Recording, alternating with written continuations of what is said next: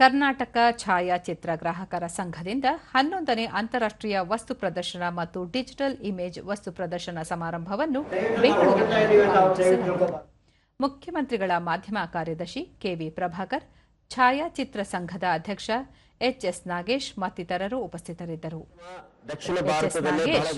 ರಾಜ್ಯದಲ್ಲಿ ಸುಮಾರು 2.5 ಲಕ್ಷ ಛಾಯಾಗ್ರಾಹಕರಿದ್ದು, ಜಗತ್ತಿನ ವಿವಿಧ ವಿಚಾರಗಳನ್ನು ಜನರಿಗೆ ತಲುಪಿಸುವ ಮಹತ್ವದ ಕಾರ್ಯದಲ್ಲಿ ನಿರತರಾಗಿದ್ದಾರೆ. ಸರ್ಕಾರ ಛಾಯಾಗ್ರಾಹಕರನ್ನು ಕಾರ್ಮಿಕ ಇಲಾಖೆಯ ವ್ಯಾಪ್ತಿಗೆ ತಂದು ಅಗತ್ಯ ಸೌಲಭ್ಯ ಮತ್ತು ಅನುಕೂಲಗಳನ್ನು ಕಲ್ಪಿಸಿದೆ ಎಂದು ತಿಳಿಸಿದರು. ಹಳೆ ಮೈಸೂರು ಸಂಸ್ಥಾನದಲ್ಲಿ 1956ರಲ್ಲಿ ಪ್ರಾರಂಭಗೊಂಡಂತಹ ಸಂಸ್ಥೆ ಇವತ್ತಿಗೆ 70 ವರ್ಷಗಳನ್ನು ಪೂರೈಸಿದೆ. ಬಳಿಕ ದೂರದರ್ಶನದೊಂದಿಗೆ ಕೆವಿ ಪ್ರಭಾಕರ್, ಛಾಯಾಚಿತ್ರ ಗ್ರಾಹಕರು ಬಹುಕಾಲದಿಂದ ಅಸಂಘಟಿತರಾಗಿದ್ದಾರೆ.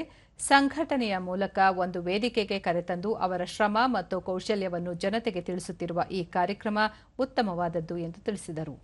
ಕೂಡ ನಾನು ಅಭಿನಂದನೆಗಳನ್ನು ಸಲ್ಲಿಸೋದಕ್ಕೆ ಇಷ್ಟಪಡ್ತೇನೆ.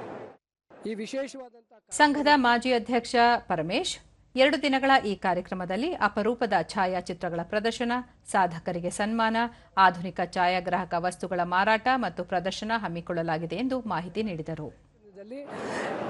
ಸೋನಿ, ನಿಕಾನ್, ಪ್ಯಾನಸೋನಿಕ್ ಅಂತ ಬ್ರ್ಯಾಂಡೆಡ್ ಕಂಪನಿಗಳು ಭಾಗವಹಿಸ್ತಾ ಇದ್ದಾವೆ.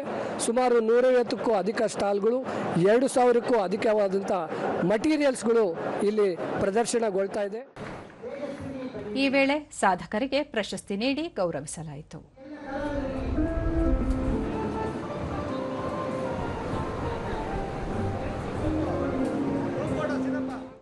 ಕಲಾವಿದರು ಹಾಗೂ ಕಲಾ ತಂಡಗಳು ನೃತ್ಯ ಹಾಗೂ ಸಾಂಸ್ಕೃತಿಕ ಪ್ರದರ್ಶನ ನೀಡಿದವು.